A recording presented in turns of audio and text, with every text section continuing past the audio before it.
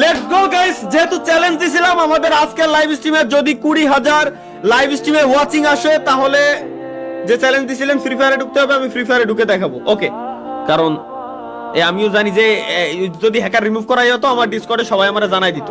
Hacker remove করা হয়নি guarantee, কারণ আমার যে পরিমাণে ভিডিও দিচ্ছিল ওতে হ্যাকার রিমুভ করা হয়নি। ওরে বাপ রে ভাই, তোমাকে গেম তো আরো বাড়ি বানাই দিচ্ছে।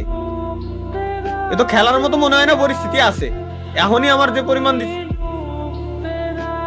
ট্রেনিং গ্রাউন্ডে যাই দেখে তো ভাই এপিএস কত দেয়। এরপরে তাই আমি ঢুকছিলাম আপনার ডাই যে লিডারশিপ এর কতদিন পরে দেখতেছি, কিন্তু এরা হ্যাকার রিমুভ করে না।